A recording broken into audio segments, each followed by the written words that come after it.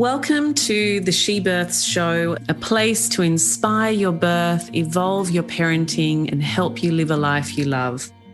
I'm Nadine Richardson, your host and creator of the scientifically verified birth education program, She Births. I'm also a mother, yoga teacher, doula, author, and speaker. At She Births, we have supported thousands of families around the world for over 13 years with our unique program, and our vision is to make birth better for every family around the world so that everyone experiences a beautiful birth no matter what unfolds. Not only do we help people have beautiful births, but we also give them the skills and the philosophy to enjoy pregnancy and make parenting easier. As well as our world-class birth ed, taken either face-to-face or online in our app, we also have a free pregnancy guide designed to help you feel calm, connected, and inspired as you and your baby grow. We have a doula matching service, the perfect way to ensure you and your partner are completely supported throughout the whole journey. And we have our Soul Mama Circles, which are the perfect postpartum network to help optimize your mindset and design your life in parenthood. Remember, if you like what you hear today, subscribe, share with a friend, and leave us a review. If you're a parent, about to be one, fellow health professional, join us now for an inspirational deep dive into topics with experts around the globe. We hope you enjoy this special episode.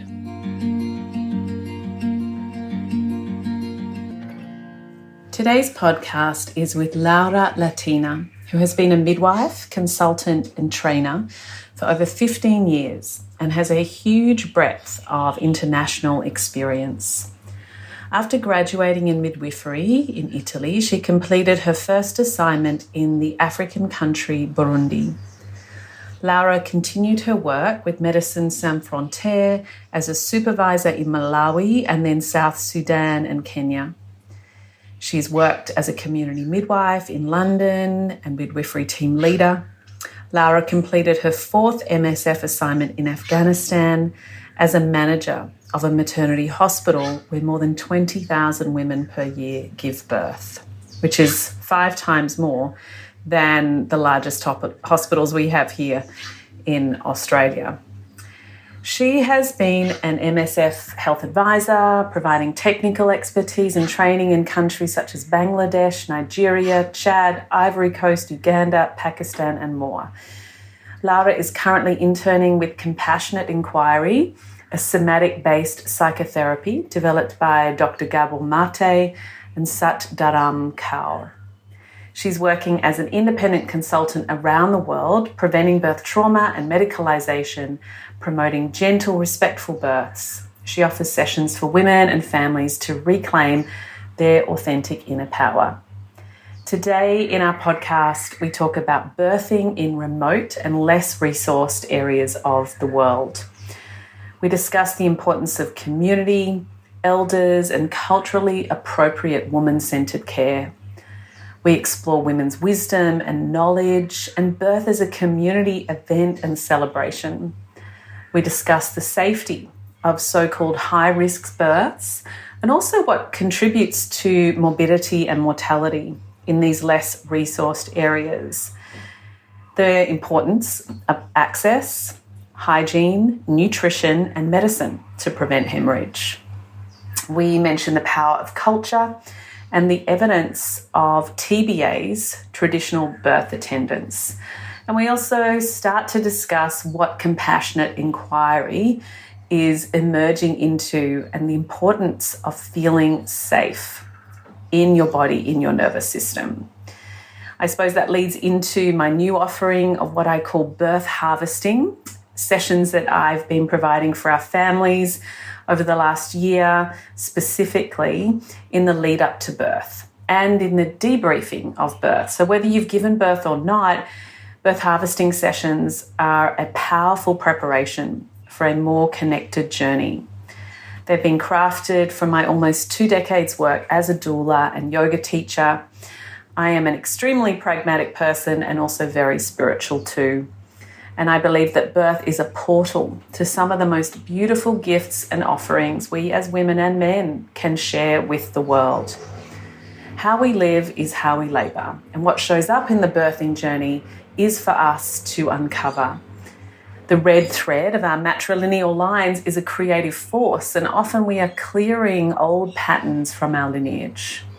Harvesting sessions are an invitation to process, not only in the mind, but also in the body, the heart, and the soul, to connect with instinct and intuition, to understand the nervous system and how to regulate and heal, and so much more. Thanks so much for listening to our podcast episode today and for being a part of this precious community. If you can share this episode with someone that you think might benefit or leave us a review, it is extremely helpful. I look forward to sharing more in our next episode and my new heart and soul work coming out soon in my new book and new programs. Laura, welcome to the She Birth Show. It's great to have you. Oh, thank you. It's a pleasure to be here with you and with who is going to listen to this podcast. I hope many. I'm super jealous that you're on holidays and we've taken you off the beach of Sicily. And but thank you for making the time. You are a global woman. You have lived in so many countries. You have worked in so many countries, and you've just got so many stories to tell. I heard you speaking at our birth trauma awareness event, and I just could. You're so relaxed about breech birth, and you were talking about Dr. Gabor and the compassion inquiry to help with birth trauma processing. And then you said you'd been in all these places in Africa, which I'd been to as well, Burundi and all these places. And I was like, oh my God, I have to talk to you. I have to get you on the show. You've got so much to share with us. So I'm excited. Yeah, me too. And I'm happy to share, anything. I'm actually passionate to share anything that can serve other women and families to really have a good experience, a wonderful experience in their parenthood journey as a mother, father. So I'm really happy and excited to share my experience. Yeah. So how on earth did you end up a midwife traveling around and working in places from Africa to Afghanistan? How did that happen? Well, I don't know. I'm writing my book about my story, and I actually didn't want to become a midwife. It didn't cross my mind. But one day there was I think the open day at university, and it happened that I had a leaflet about midwifery in my hand, and I was, reading about it. I initially wanted to become a doctor. I wanted to become a pediatrician. That was my call. And then it didn't happen, and I passed the exam, the initial test for midwifery, and it was so straightforward, so easy.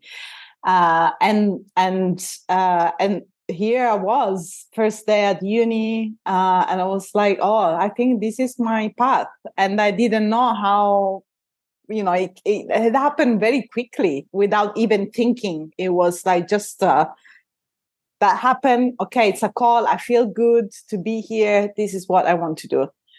And I never came back. Like I never regretted anything about, or maybe, I want to go back and study medicine or something else. It never happened in those years. I was like fully committed and I could feel my call. So that is how I studied midwifery in Italy. And during the 3 years university, there were few things that really didn't. I guess I wasn't happy. I knew inside me that there was something else beyond the lectures, beyond the guidelines, beyond the protocols, beyond the experience, the clinical placement. And that's how, when I finished, that's how I ended up, like, I traveled to Africa because I was so curious to explore, and I wanted to know how other women were doing, what was happening around the world. And so I started traveling through an Italian charity that was linked with my university. So I asked, can I come? Do you need midwife?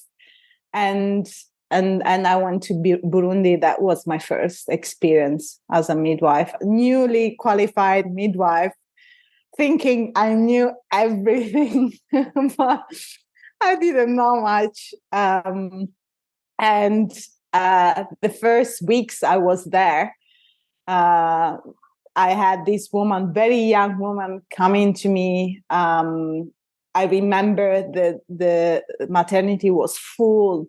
We didn't have any bed. And this young woman came to me.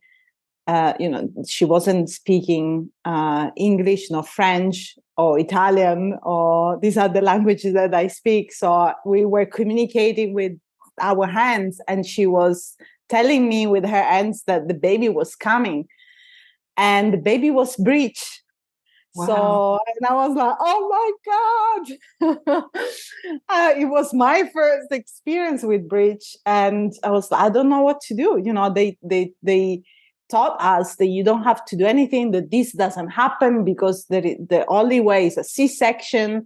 And then I was there with the baby coming, like, thanks God, the baby was almost, it was through the birth canal.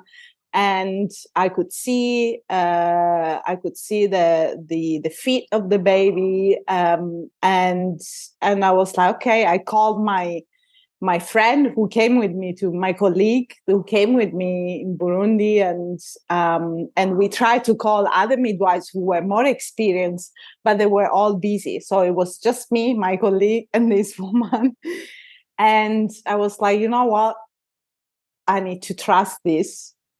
Baby are born breech, and the baby was born beautifully. First baby.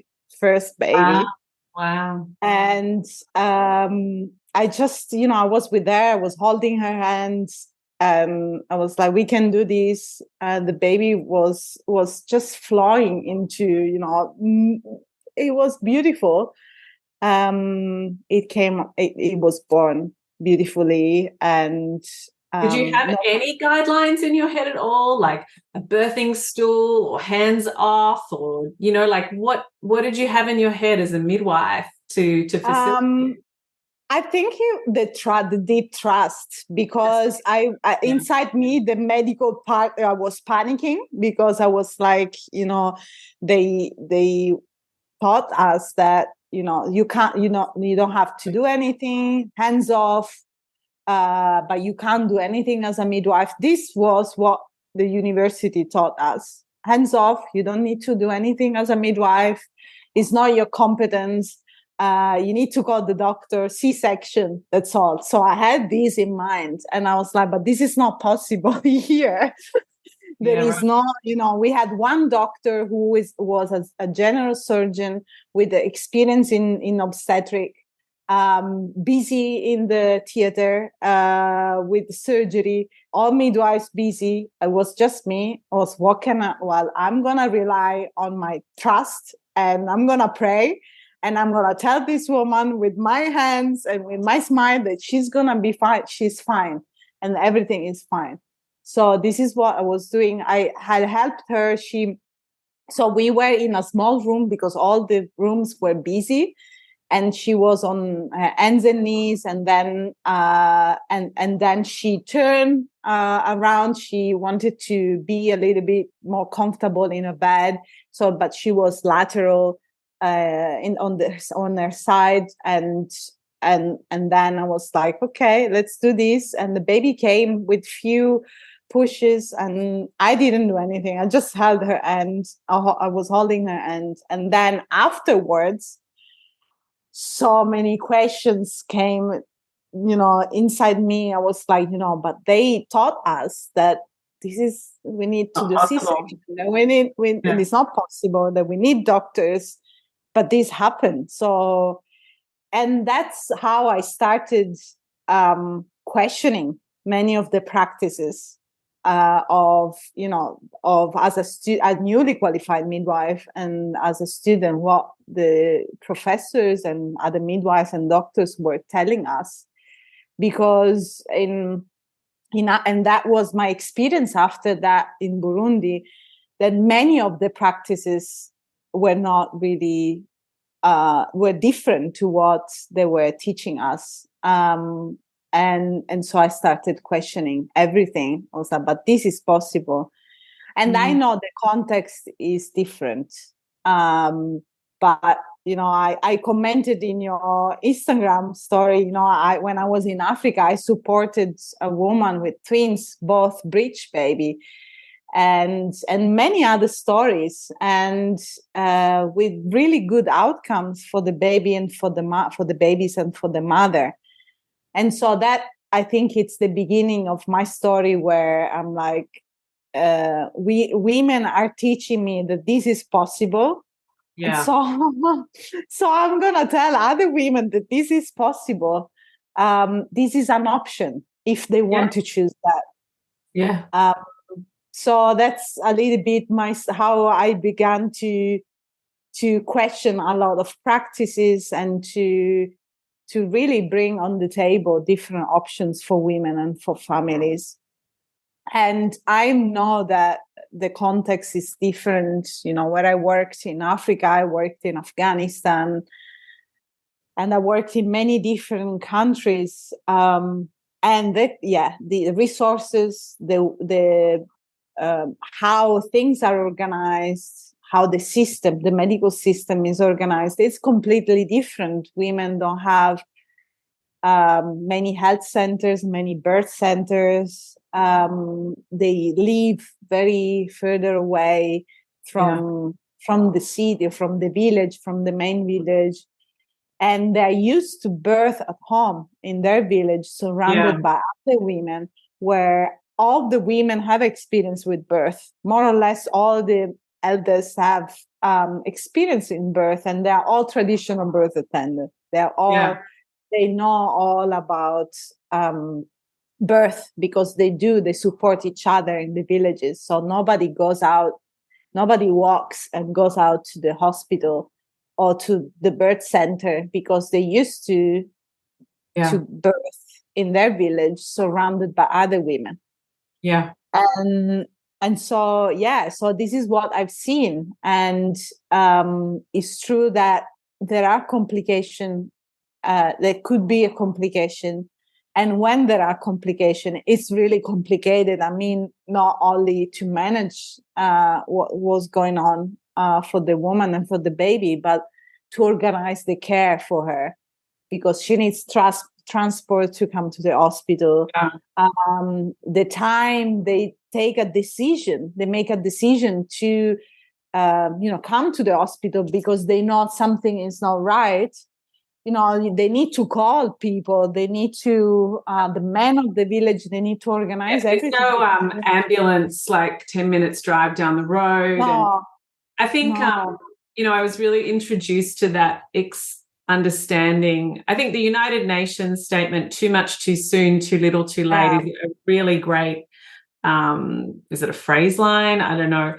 It really helps, I think, us in a developing country where everything is at our fingertips, where we experience too much too soon, to also remember there's so many women, and the majority of the statistics with maternal mortality rates and morbidity are coming from these developing countries where there is too little too late for these women.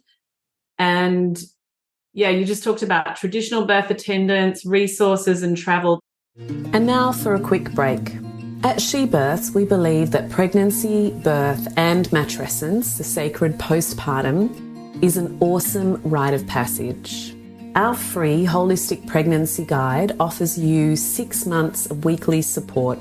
Drop straight into your inbox, or within our free She Births app, you can get content that will nourish your body, mind and soul. You can enjoy prenatal yoga videos, great recipes, birth affirmations, course discounts, and more. From me and my team, the creator of the world's only scientifically verified antenatal classes, it is our gift to you. Sign up today and receive the free holistic pregnancy guide at shebirths.com/PG. That's shebirths.com/PG.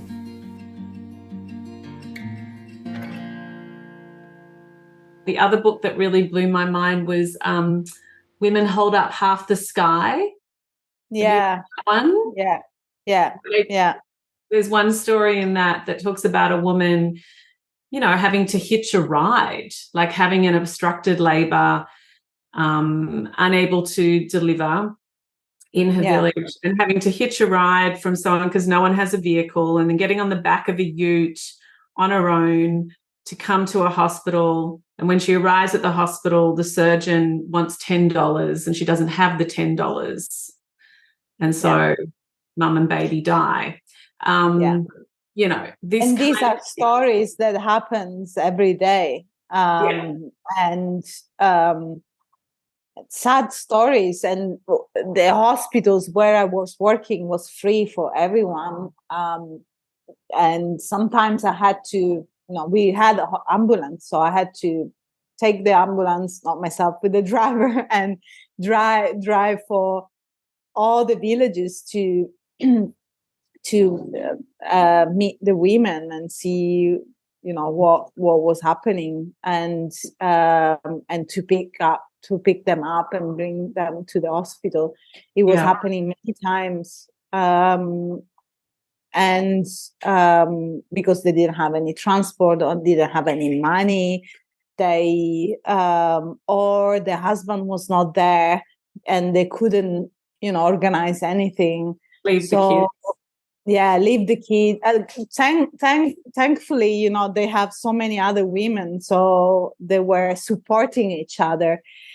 And then you arrive at the hospital, and sometimes, the surgeon is not there for the C-section, or nobody's there because they don't get paid, or they're understaffed, or the midwife who is there, for example, and this happens so many times, she works for 5 days continuously, and she doesn't have any break. And she's on call 24 hours, 24/7. And she's completely, tired, burnt out. And she sees another woman arriving with complication.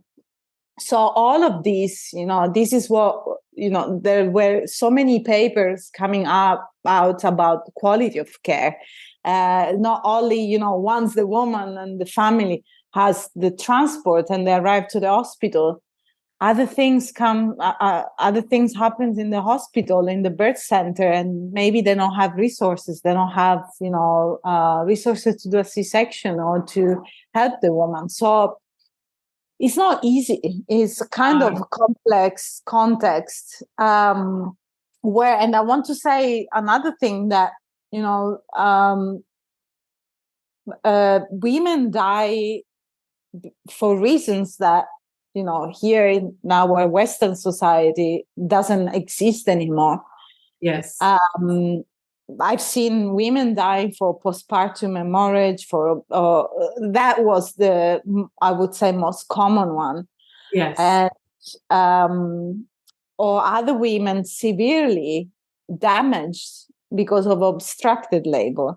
Yeah. Because, many women have children very at young age. That's right. When the hips are not developed yet. That's right. Like 12, 14, yeah. And they're pregnant. Yeah. So there are different, I would say, complexity and difficulties in developing country in those contexts, comparing to the Western world. And different problems, very basic problems, and when you go there, and from a word on our Western society that complicate things, because we complicate things, even birth. Yeah. You know, and I think we will talk about the medicalization of birth, so much medicalized. And when I was working in those contexts in developing country in Africa, you can't medicalize birth because that will even add more problem to women and family. For example, C-section. You know, in our society in Western world, we do C-section for breech, but we can't do a routine C-section for every breech we have for example, in Africa, because women don't have, not all the women have access to care. So if they have other baby after and with a scar at home in the middle of nowhere, it's dangerous. It's not. Because if they need any support, they don't have any support around them. So we tend really to not to do C-section unless it's really needed, because we know that a scar or few scars can be quite, for sure. Yeah. I think that's important to point out, like now that we've got globalization, it seems like the too much too soon, I suppose I hadn't distinguished that well enough, like isn't just in Western countries or developed countries. It's actually wherever there is high income, like middle class, higher income, isn't it? So it's like when you look at Brazil, the capital cities can have like 70 to 90% C-section rates in their public hospitals, which is absolutely criminal. And Shanghai as well, and can have really high ones in the capital cities. But and I've been to hospitals in India, built in the best of intentions off the back of ashrams, which have 50 to 70% C-section rates as well. And yet, 100 kilometers down the road, which is not very far, you can have women dying, like we say, of postpartum hemorrhages and sepsis and nutrition and obstructed labors. I just think, it's about income. It seems to be what's going on around the globalized world right now. Isn't it? That's why one of my fights was really, we tend to, unfortunately, even in Africa, to come with our Western mind and philosophy and, let's build hospitals and let's do big things because we love that. And I was so mad when, there were these ideas, because hospital is not equal to better care most of the times. Yes, we need, when we need to save lives, when we need a C-section, when we need other treatment, we need that. And it's good that that we have hospitals, but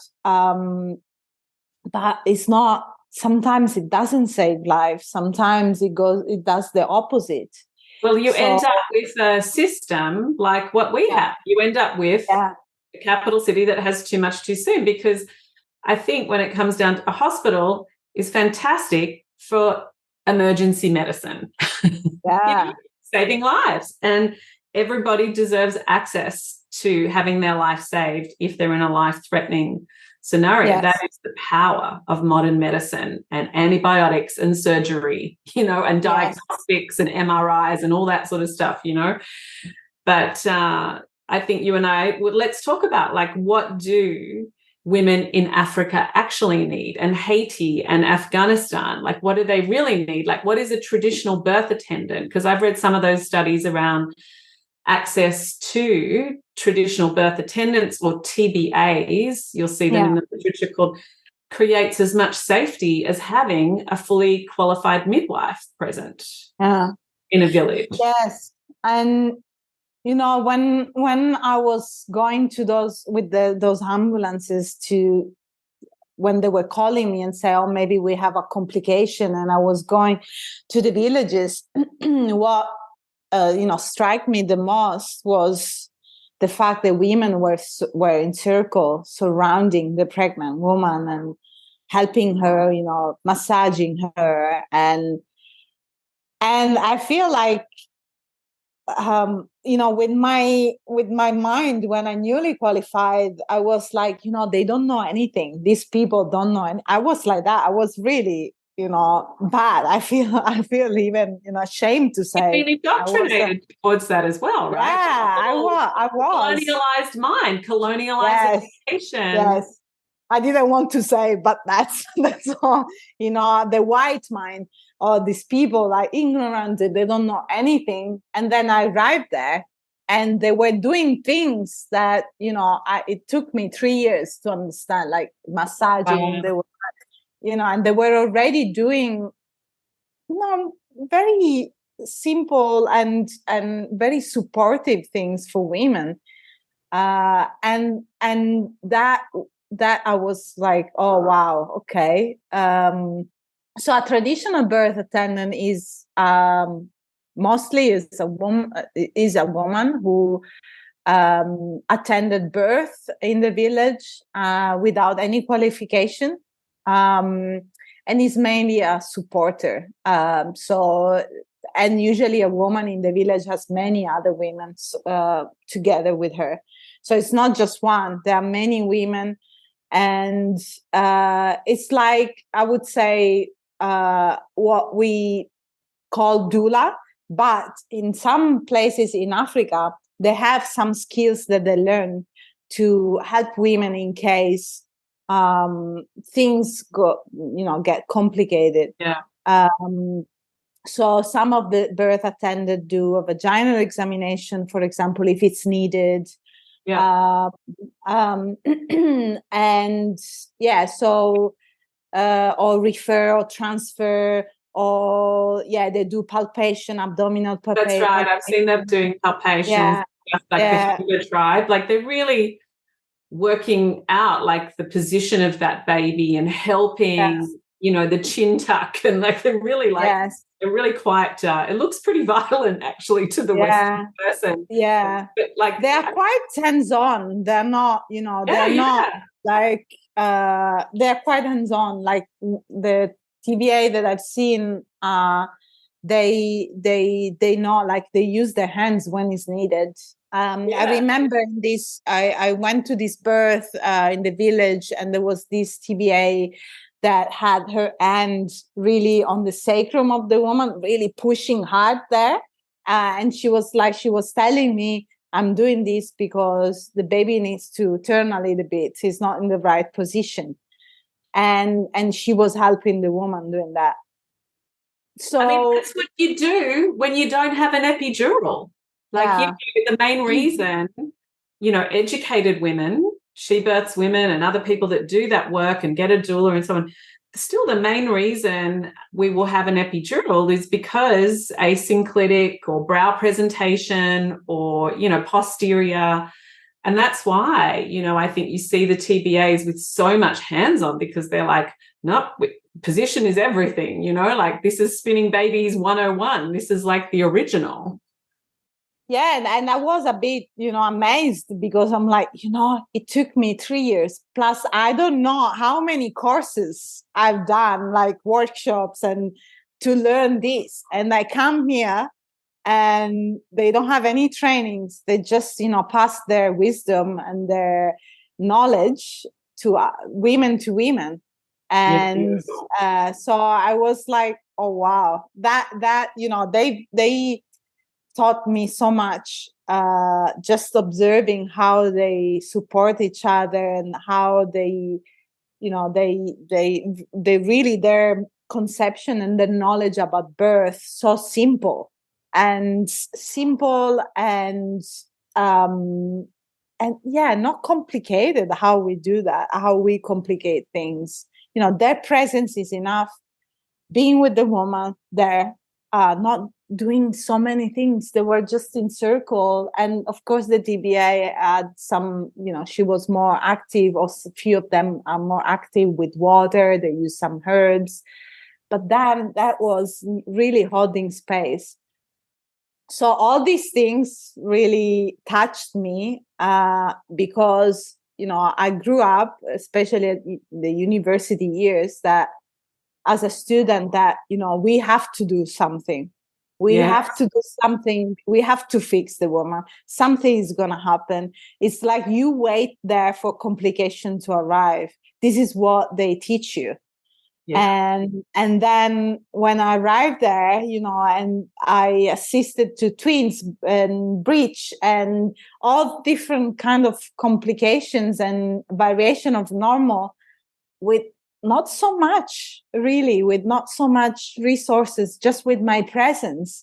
And that will allow you to really go inwards and connect with wisdom, knowledge, and intuition that are lost, because unfortunately the medical system, this is what teach you and tell you to rely on another person, and that tells you what's good and what's not good about you. But in those situations, I kind of, part of me was like, okay, I can't, this doesn't serve me. I really need to be present with these women, and I need to connect with myself as a woman and with the trusting them, because they are trusting the process of birth. They were so committed to trust their process. And women in extreme situations were telling me, don't touch me. I don't want any C-section. I prefer to die, because I know that, I'm a woman. I know how to give birth. And if things are not going well, if things were not, happening, it means that it's not meant to be. Wow. And for me, witness that sometimes I was going out of my mind, because, for me, it was not acceptable that someone would tell me that, I'm the hero of the situation. I can do something for you. And sometimes I just needed to, step back and really trust that process, trust her choices, her decisions. And sometimes you can't do anything in very difficult, complex situation. And you just can be there, hold the ends, and accept and trust what their experience. So these experiences have taught me really trust and patience and resilience and gratitude and really acceptance. Because, birth is so connected with death in many different aspects, and that is not something that as a society we accept it easily. No, we're not comfortable with that, the death rebirth cycle that's happening. We just look at the fascination with the goddamn Barbie movie. Like, the sort of, we used to have a sort of mother archetype that was big and bosomy and like nourishing. And then all of a sudden she was thrown out of the way, and it became like this platinum blonde hourglass tits and high heel shoes, this fascination with Aphrodite and the maiden. There's no space with obsession of maiden to actually move through the dying process to the mother, or even to mega and to crone. Absolutely none. Absolutely none. And now for a quick break. Contrary to popular culture, She Births believes that childbirth can be the best day of your life. It is designed perfectly to be empowering, enriching, and bonding. An awesome rite of passage. Our childbirth education programs have helped thousands of families around the world since 2008, allowing families to not only feel empowered through education, but also connect with their innate birthing wisdom to create the best birth possible and begin their parenting journey with confidence. She Birth's unique methodology was scrutinised in university trials and has been published in the British Medical Journal for improving birth outcomes for both mother and child. I'd like to invite you to begin preparing for birth today. Just go to shebirths.com to discover our 2-day weekend face-to-face courses or access the online courses from anywhere around the world. That's shebirths.com. Create your beautiful birth with the world's only scientifically verified antenatal classes. And this is part of, birth process, it's a passage. And we lost a little bit to hold space for that because we are so busy with our mind to understand, to see how we can fix women, we can help them, we can save them. And there is so much time in Africa. I learned that there is so much time for this process and really to give time, to give space, to give presence to that without even do anything. And I think that I received this lesson because I thought, if I think that, I'm sure other midwives and doctors think that I needed to do something. I was so much into the doing, but I always say that birth is being with the woman. That's being in the process. And I think I love that. Can we go on to the being part? Because the podcast I just recorded like 2 weeks ago was with this beautiful couple who gave birth in San Francisco on a houseboat. And, they did so much inner work and preparation. And she had a very long period in her labor where she just felt like she was in hell, like absolute hell. And breastfeeding also, she had a real hell experience as well. And it really pushed her partner, who was super supportive, to a place where I can do nothing. And I think this is a really important place to get to. This is the ego death. Yeah. Where we have to come back to the quality of our consciousness and being as the place where everything arises from. And this is the Bhagavad Gita. This is the story of, Krishna says, establish yourself in being, then perform action, but establish self in being. And this is one of the big ego deaths and one of the big gifts, I think, of the birthing journey, because it's exactly like you say. We go kicking and screaming. We've been indoctrinated into doing. And, we focus on, I don't want to poo-poo my own course, but, we focus on tools and we focus on, I don't like the term technique, but because you can't actually apply a technique in birth. The whole point is you find your way and remember instincts and intuition. Those two things are really what comes through. The tools just give us a sense of security and a kit to maybe draw from, but you still have to make it your own and feel the truth and alignment with that tool. Otherwise, you're just icing over the caca. You're not really being birth, letting it happen. Yeah. And I also want to say that I know that, when we are in the birth space as a attendant or midwife or doctor, I know that it's not our process. It's the woman and the family, the partner, whoever is involved. It's their process and their story and experience. But what I've learned is also that as they go through that ego, that experience and that passage, that for me is a mirror. It's a mirror for me that the same process they are going through, like that. I'm also going through a similar process where my ego needs to die so that I'm not in the doing. I'm in the being. I'm there holding space. And whatever is coming up for me, it's me to really deal with. I need to take my responsibility to really, for whatever is coming up. It could be, wanting to fix and wanting to do something to save this couple or say something. It's my responsibility as professional, as attendant, as a doula, whoever, as educator, to really be present with my own process Yeah. And that's a mirror, because the more you do that, then what you will reflect and mirror back to the couple. It's really, that the inner work that you're going to reflect will also impact, how you show up in the birth space. Absolutely. So I think it's so important for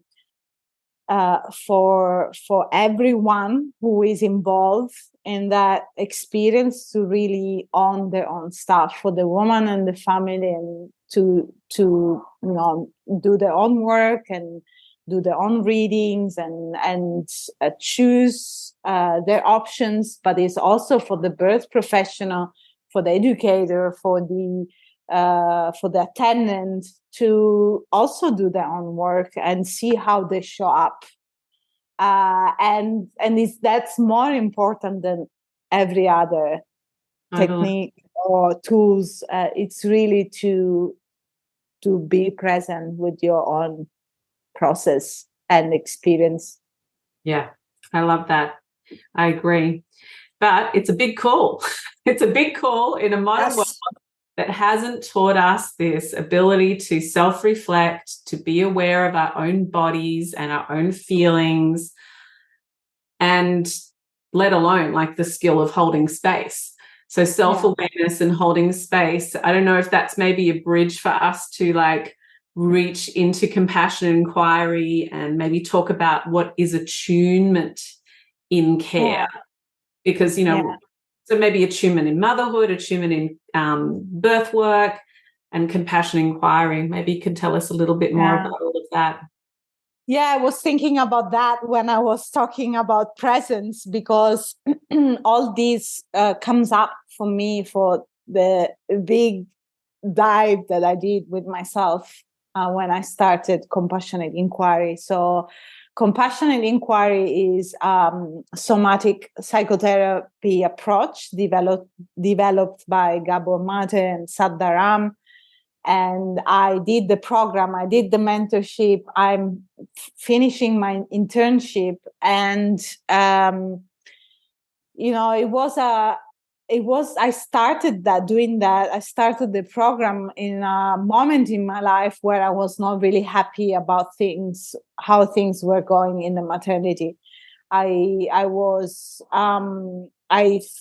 like, at that time in 2021, when I started the program, I finished, I was working in the UK as a consultant midwife, and I was not really happy. So I was like, why this is happening? Why is this happening in the maternity system? Why is this happening that, women have the birth they have and the experience they have? I really wanted to go beyond everything to the root cause, or really to dive into.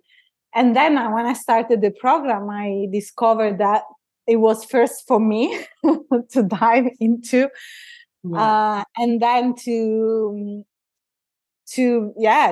offer this to people. And I was like, wow, okay.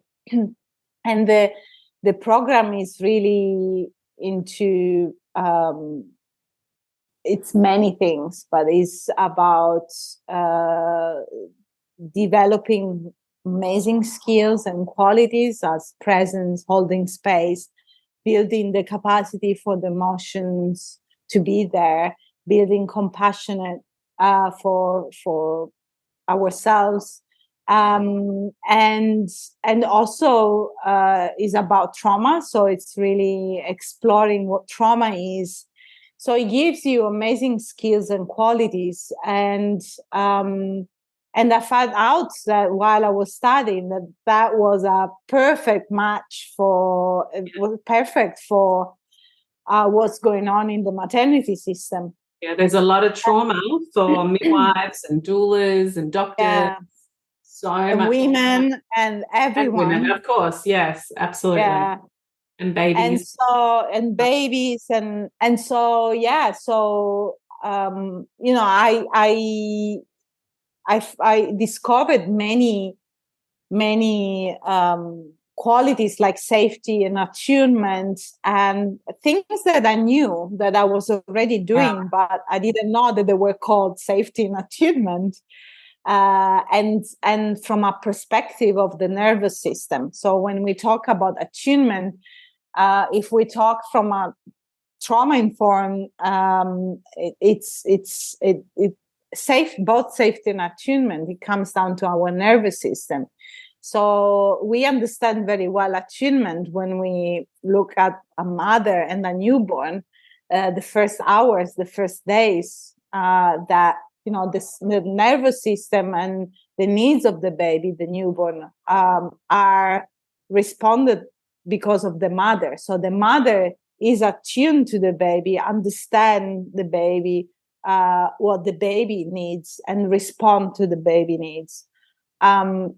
So that is the perfect example. And to be attuned, you need to feel safe, and you need to really be present. Be attuned means being in tune with, be in the same wavelength.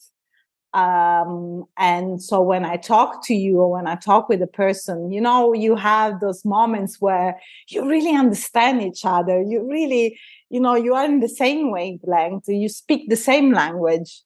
You feel so safe that disclose things that maybe you wouldn't say to other people. So and this happens everywhere, because our brains does that every single moment. We say usually in birth education class that to partners that it's better that they don't show up with anxiety and fear, because it can influence the birth space. But this comes up with with because we are attuned to each other. This what the nervous system does everywhere we go. When we are with other people, just to understand, is this safe or is this dangerous? And we really we smell it when That's other right. people. We feel it, we smell it. We smell it, we are mammals. And we see it on faces as well. In the polyvagal theory, we understand. And I have a big issue on, when people have put stuff in their faces, it's actually impossible to actually feel safe with people who've done a lot of that, because the face isn't normal anymore. And I can't read. I notice in my nervous system, I cannot read that person's face. I can't see their emotions anymore. I do not feel ultimately safe in that space, which I think I noticed that years ago, and I'm like, there's a theory for that. That's good to know. Yeah.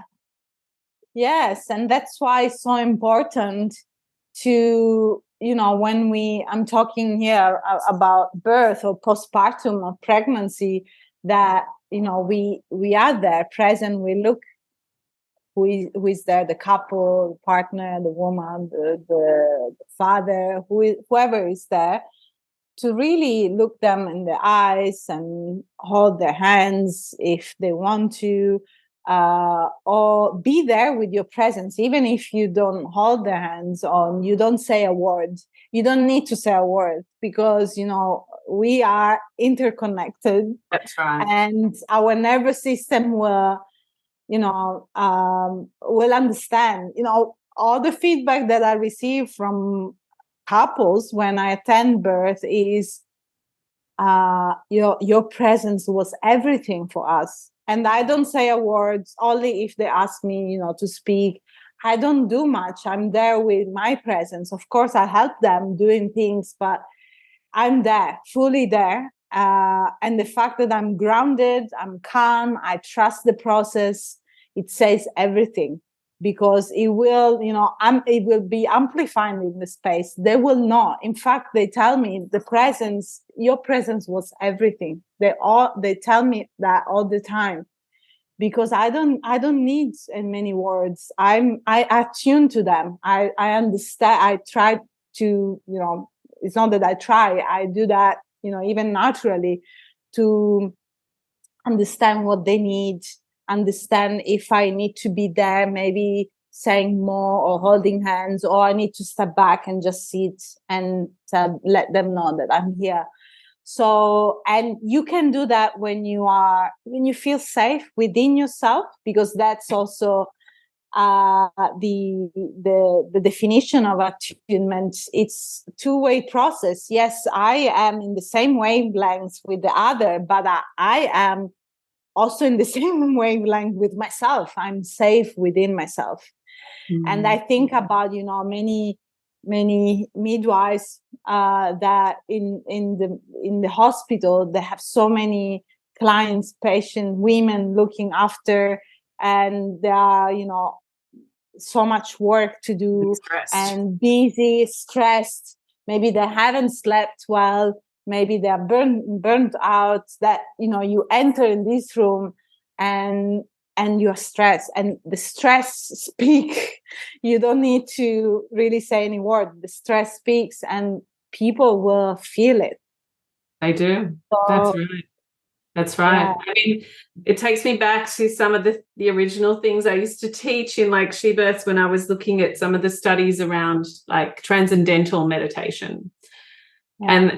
And when a brain wave pattern is coherent, so a nervous system is regulated and in parasympathetic, it creates a strong field of energy around it. So that if I was to sit next to a kid that was playing like a violent video game and their nervous system was like on hyper arousal, me being next to them and meditating would actually create more coherence in their brainwave pattern. It would filter through. So the more coherent the brainwave pattern, from what I know, the stronger the kind of event horizon or the field effect that happens, that it becomes, a really important anchoring in the whole space for everybody. Yeah. I'm not sure if that's even the relevant science today. I'm not up to date. Yeah, absolutely. Is so like, it's moving so fast at the moment. Yeah. And this is what also, being safe, being regulated means, coming back to that safety inside us. And safety is in our nervous system. It's not in the where we are. It's not in the location. It's not in the guidelines. It's not in the. It's inside us. So it's in our nervous system. Yeah. And so when, what you said about the parasympathetic, when we are in that state, slowing down, well rested, grounded, nourished, not only with good food, but nourished, our soul is nourished, then, and we go into that, what in the polyvagal theory, they call it ventral vagal. So really connected inside, social, playful, then we can feel that yumminess inside us, that safety. And that is when we build safe, knowing our nervous system, knowing what state we are in. There is no wrong or right state. It's just to know ourselves and knowing why we are the way we are. If we are in, fight or flight, why we are always in that state, what's happening in us. If as a midwife or doctor, I'm always in that state, it's your responsibility to understand more about you, to understand why I'm always there. Is there anything that I can do to support myself? And coming back, and there are so many now, CI, compassionate inquiry, is one of them, but there are so many other therapy technique tools that you can use to really come back to that inner yumminess, the safety inside us. I like that, the ventral vagal and the inner yumminess. So tell me more about compassionate inquiry. Like, is it going to be a group program for mothers? Is it going to be for practitioners? What's it looking like it's going to turn into? Yeah, I'm super excited because with a colleague of mine, Hannah, we are designing this program that we are in the process of designing the program, which will be compassionate inquiry based. So approach apply to prenatal, perinatal, birth, and postpartum. So it's going to be open. Usually, we compassionate inquiry as a pathway where you do the program and then you do the mentorship, etc.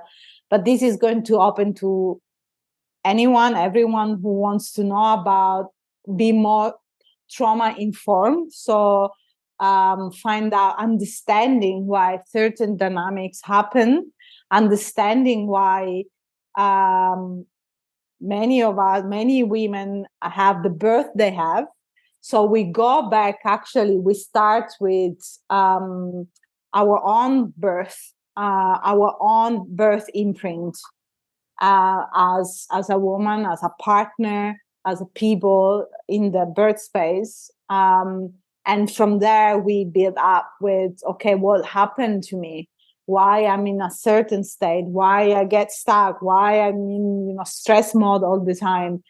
Really understanding yourself first, and then building up skills and qualities to hold space for others, because we can't do that if we don't understand how we are. And we go back to the safety and attunement. We need to understand who we are. We need to understand that we play a role in that birth space. It's not just that the woman needs to find out what her trauma is. It's not just that. It's also my own stuff and trauma. Totally. So so the program is going to be open to everyone. We don't have a date yet, so you can reach out to me, or you can even, there's going to be a newsletter from Compassionate Inquiry as well. So it's going to be out at some point. We don't know yet when, but I think it's going to be an amazing program for everyone that really wants to understand more about trauma, use, some of the skills and qualities of CI into the birth work. Also, I want to say this: we want to create a program that first give birth back to women and families, and second, that doesn't make anyone wrong, because there is so much blaming and shaming in this culture. You did that birth, you had a C-section, that's wrong, or you were there, in the birth space, it's you who caused this. So there is so much pointing fingers and blaming that is not good for anyone. So we really want to create a program where there is a deep understanding and deep knowledge of ourselves, and build the compassion that we need into every, even in hospitals, in birth center, at home.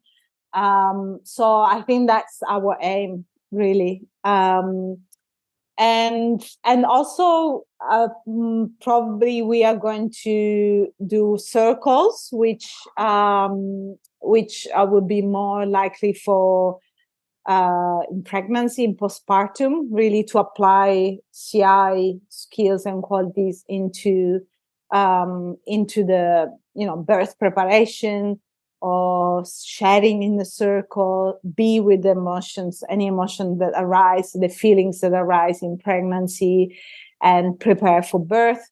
And also not to forget, because we always forget postpartum, debrief or process the birth story. So we are going to cover all of that. It's big. It's big. Now that I'm saying, yes, with my colleague Anna, we meet every week because we are designing. I'm like, oh my God, this is big. This is big. A lot. I mean, I'm just launching some similar programs, and it's big, and they're big, but I'm just going to do tiny little snippets to begin with, because it's it's a big space to hold as well.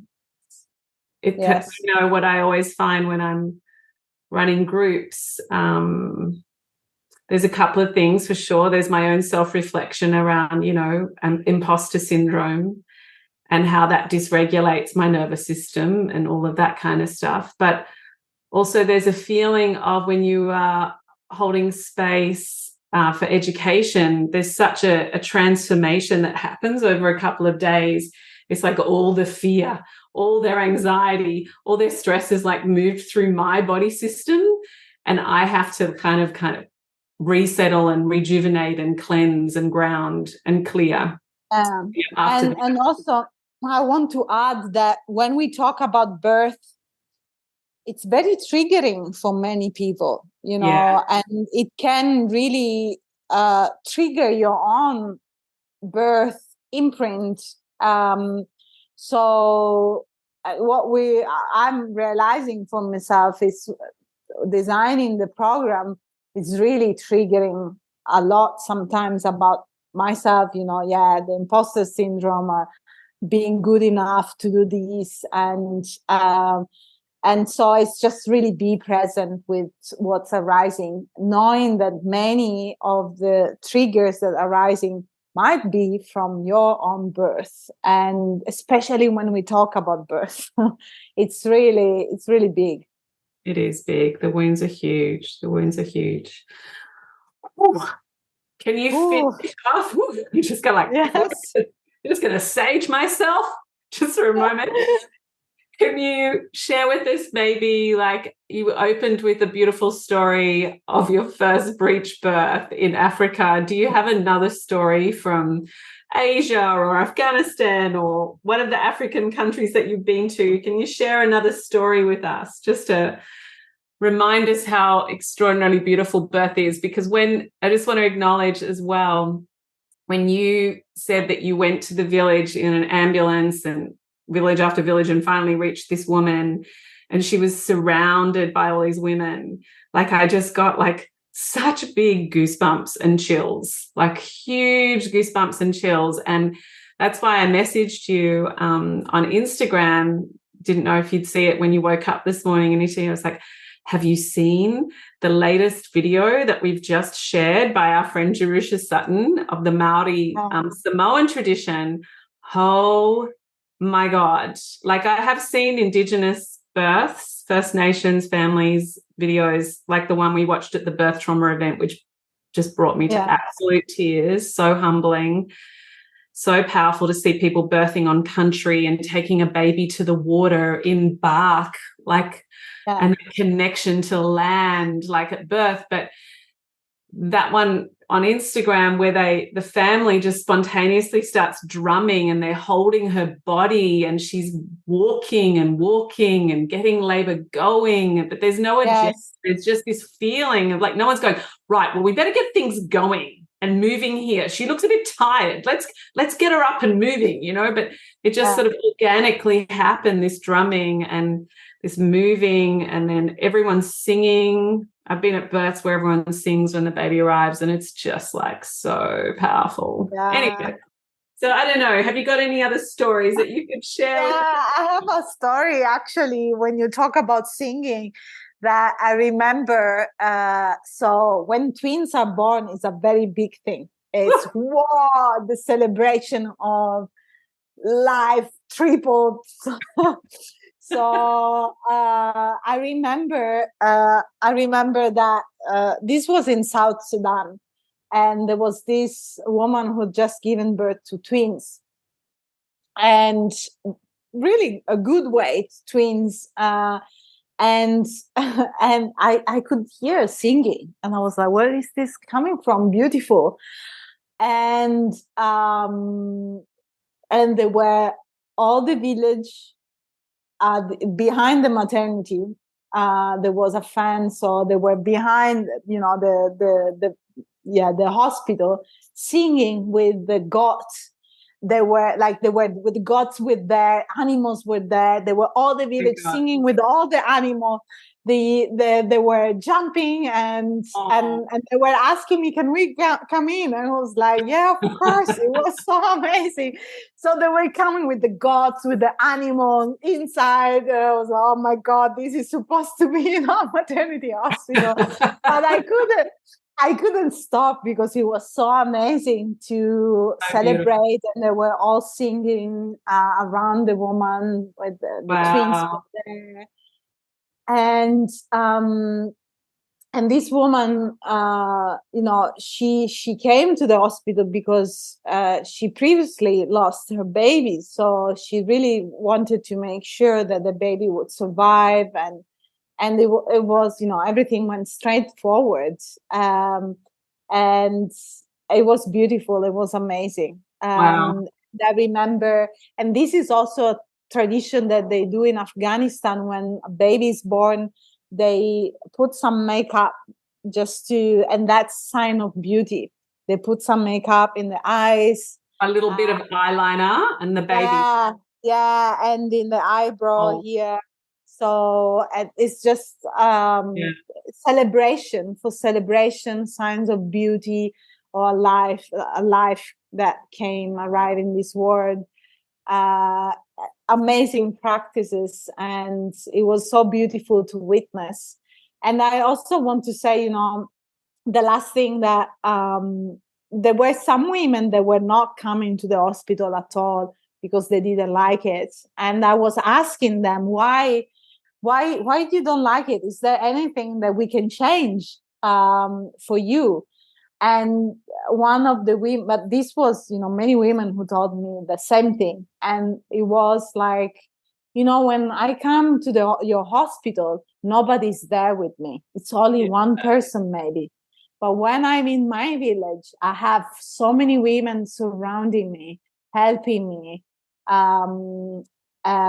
be with me, giving me water, and doing massages, etc.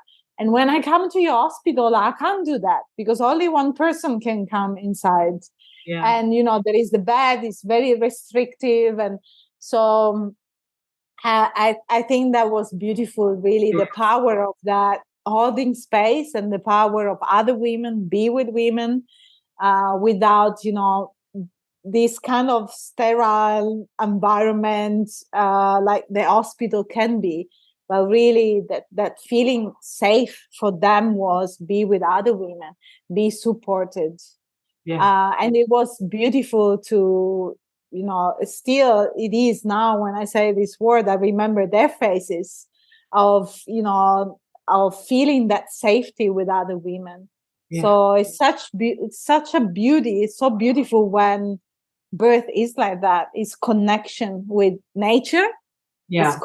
It's connection with the land because they birth on their land. It's connection with other people, with the women, and it's simple, and it's not complicated, and it's so peaceful. It's so safe. This is how birth should be, right? Yeah, I think so too, and I think birth connection with goats as well. I think that's a really good thing. My son keeps on saying, "Can you get a goat?" And I'm like, no, they eat everything. So it's good that the goats came in and didn't stay. But I can just see it. I can just see it. All these people coming in and the beauty of the celebration. It's just such to celebrate life and to welcome a new being into the world in that way. I'm really interested in what that might feel like, coming from my experience of my mum being unconscious. When I was born, there wasn't a welcoming. And the gap that I have been trying to fill through my work, and the healing process of me writing my book over the last 6 months, like it's been the most triggering experience of my life, trying to write it down on paper, because I have to heal and embody in order to write, and feel the vibration of those words. And it's made me realize how much I've been, wanting to create safe births and connected births for other people because I didn't feel that, in myself. So it's so beautiful to hear that original way is still happening. Connection, safety, attunement, beauty, celebration, where a little being, is welcomed into the world with so much love. So special. Yeah. And also the last thing, if I can say one of the, I think the most important thing that a woman, a couple parents to be can do in their journey in pregnancy is really to explore that. What does it mean safety for them? What is safety for them? What is, pleasure for them? What is joy for them? How can we make this happening in the birth process? Because it's accessible. It's there. It's just that, we need to dig into those layers of fear, of believing the birth is dangerous, that something is going to happen, something bad is going to happen. When I work with people, with women in pregnancy, this is the thing that they bring to me, almost everyone, that birth is, what if something is going to happen? How I'm going to do with that? Like, there is this ingrained belief that something bad is going to happen. And it's just for the minority of us that, yes, I'm not saying, I don't want to say that complications don't exist. They do exist. But also it exists an experience that is joyful, that is safe, whatever safety means for you. And whatever, experience you have, it deserves to be celebrated. Even a C-section, even a vacuum, even a forceps, every celebration, take the first hours when you are with your baby, congratulate each other, welcome, thank you for being here. Let's celebrate that we did it. And so I think it's important that not to forget that in the pregnancy journey, to really explore what belief I have about birth, what safety is for me, what can I make it happen, whatever whatever choice or whatever I choose for my birth, my experience, how can I make it happen? Because you can make it happen as a woman. Only you can, and you can do it with the right support. So I think this is very important to say for all those couples that they are expecting. Totally. Absolutely. I couldn't agree more. It's always about that. Laura, thank you so much for taking time off the beach to talk to us. I'm going to go soon. Have another espresso for us. A good Italian coffee. I will. And maybe a pizza as well. A good pizza. Oh my God. Killing me. Pizza and coffee. So good. And we're so lucky to have you in Australia, but you're obviously global as well. Yes. And I'll put your links in the podcast notes. But yeah, thank you for the work that you've done and your commitment to women and to birth. Thank you. Thank you for having me. It was a pleasure. Ciao. Ciao.